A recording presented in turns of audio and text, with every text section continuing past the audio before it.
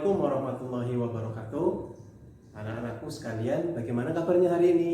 Alhamdulillah, mudah-mudahan selalu dalam lindungan Allah Subhanahu wa taala. Sebelum pelajaran dimulai, marilah kita berdoa terlebih dahulu. Silakan Mas Dino untuk memimpin berdoa. Berdoa selesai. Alhamdulillah, anak-anakku, pagi hari ini kita bertemu lagi dalam pelajaran pendidikan agama Islam bab hormat dan patuh kepada orang tua dan guru. Sebelum pelajaran dimulai, saya ingin bertanya dulu. Ayo Mas Dino, apakah sudah merasa sudah hormat kepada orang tuanya, sudah patuh kepada orang tuanya, sudah hormat dan patuh pada gurunya? Mas Dino? Ya. Terus Mbak Devi gimana? Sudah merasa sudah patuhkah kepada orang tuanya? Sudah berbaktikah pada orang tuanya? Gimana, jujur? Ya, yang lain, Mbak Dita, gimana? Sudah merasa berbakti pada orang tuanya?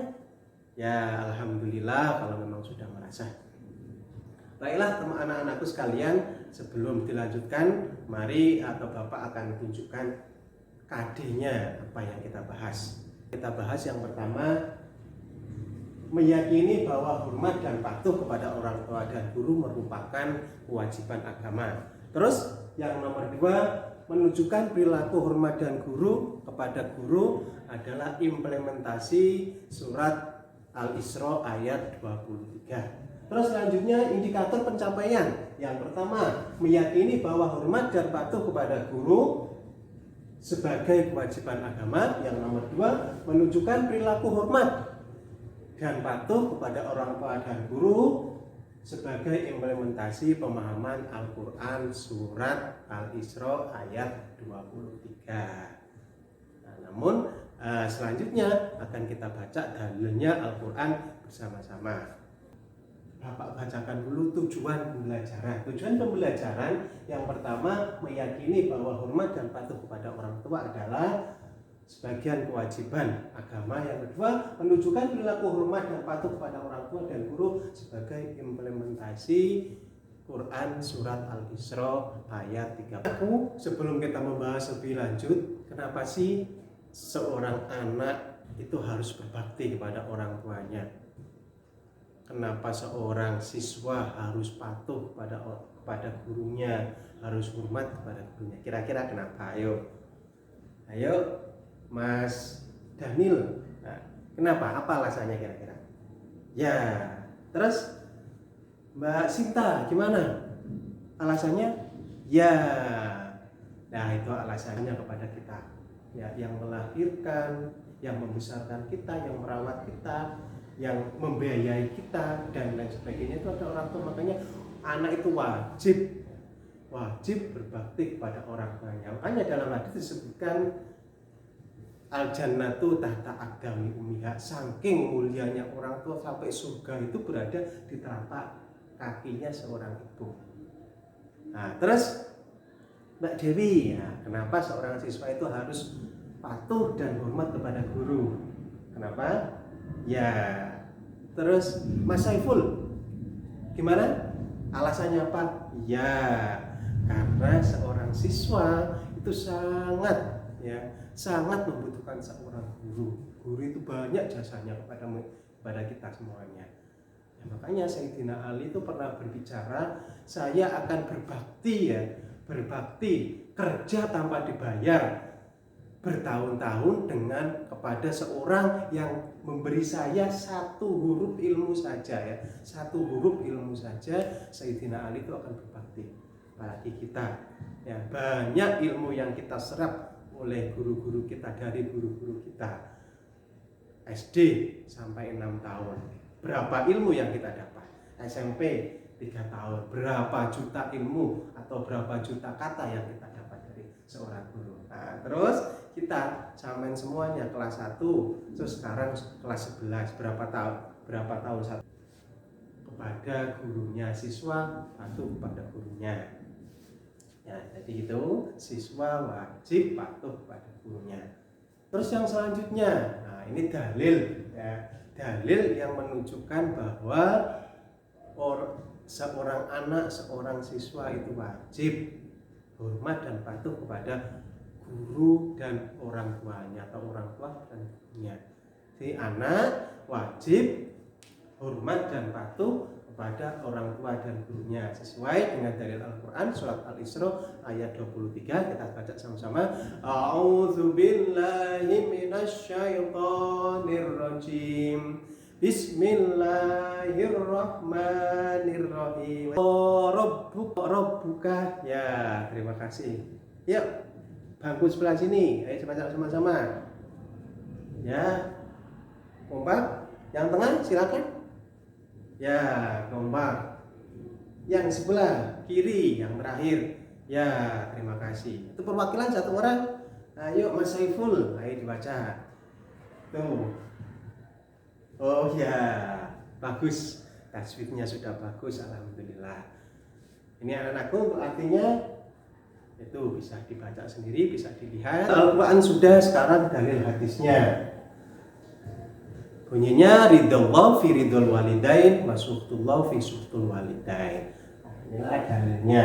Ridho Allah terletak pada ridho kedua orang tua dan murkanya Allah terletak pada murkanya kedua orang tua. Itu hadis yang menunjukkan betapa mulianya seorang guru, betapa mulianya seorang ibu dan bapak. Makanya kita wajib hormat kepada orang tua dan kepada guru. Nah, kira-kira siapakah orang tua itu?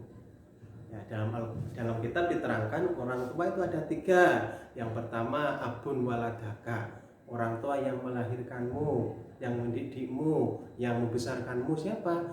Ya adalah orang tuamu, ayah dan ibu. Yang kedua abun alamaka, orang tua yang ngajari kamu, yang mendidik kamu, yang memberi ilmu kamu. Siapa? Gurumu, ya guru-guru sampean semuanya. Terus yang ketiga abun zawajaka, orang tua yang menikahkan kalian semuanya. Siapa? Mertua, ya. Mertua itu adalah orang tua yang wajib, ya, yang wajib dihormati dan dipatuhi. Di sini disebutkan orang tua adalah yang melahirkan kita, guru adalah orang yang memberikan ilmu kepada kita semuanya.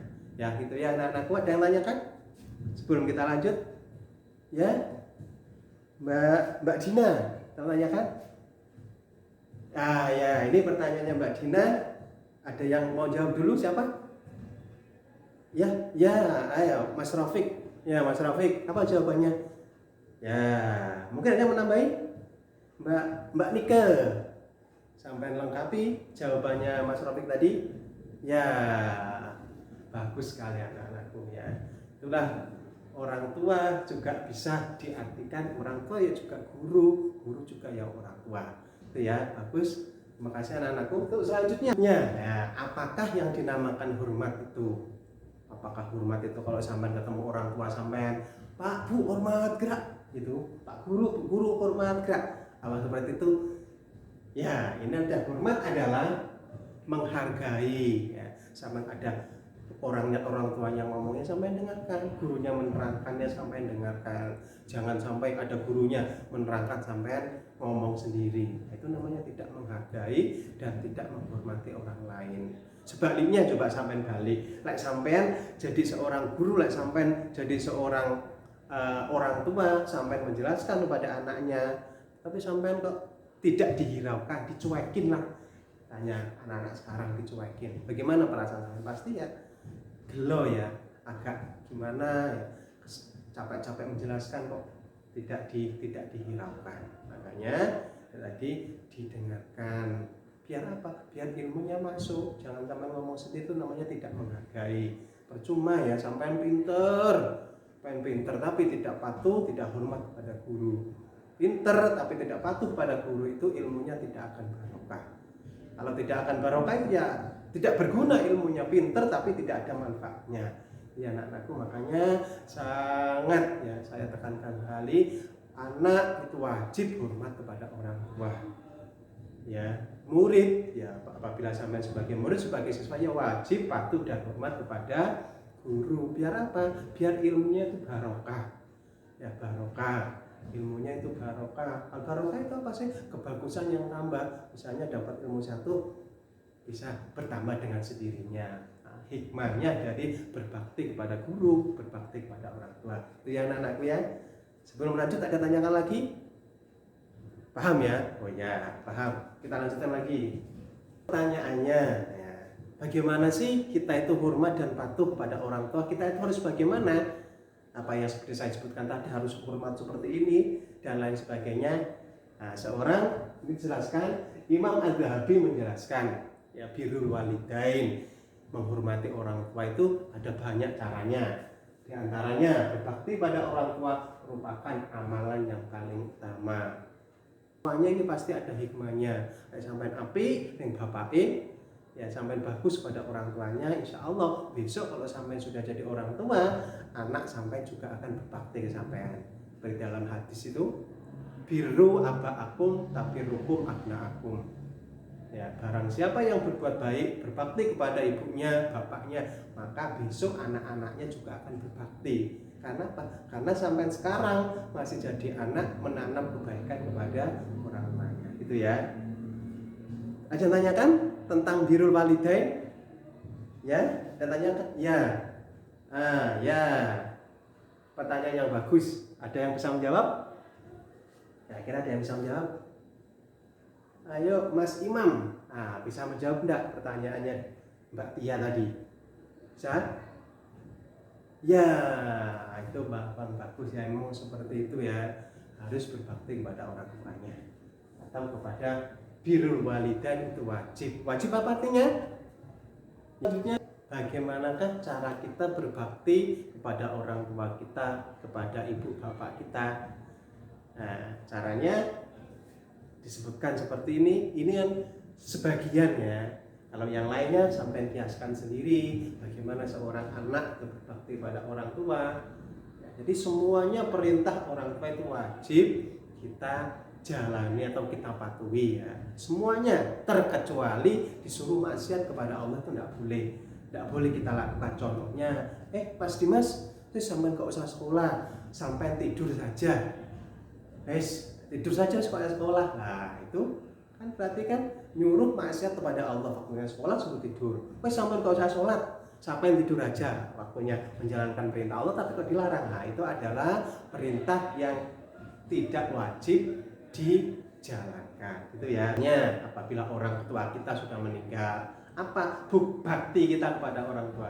Ya mendoakan, membacakan Yasin, suratul Fatihah, ya sebisanya lah pokoknya. Berdoa, mengirimkan bacaan-bacaan yang baik, bacaan Al-Quran, wiridan dan lain sebagainya. Ya, pasti pahala yang kita dapatkan kita berikan kepada orang tua kita yang sudah meninggal. Nah gitu ya, anak-anakku, ingat, sampai masih jadi anak pasti besok akan jadi orang tua. Pasti apa yang sampai lakukan sekarang pasti akan dibalas oleh Allah. Caranya apa ya? Besok anak sampai juga berbakti pada sampean kalau sampai berbakti. Tapi kalau sampai nggak genah ya kepada orang tuanya tidak berbakti, ya otomatis punya anak ya juga sama, tidak akan berbakti kepada sama. Gitu ya anakku. Ada yang ditanyakan selanjutnya? Tidak ada? Tidak ada? Sudah. Selanjutnya, bagaimanakah cara berbakti kita kepada guru, hormat dan patuh kita kepada guru?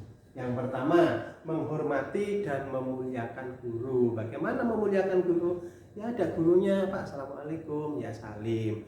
Kalau sama-sama laki-laki, kalau sama-sama perempuan ya salim.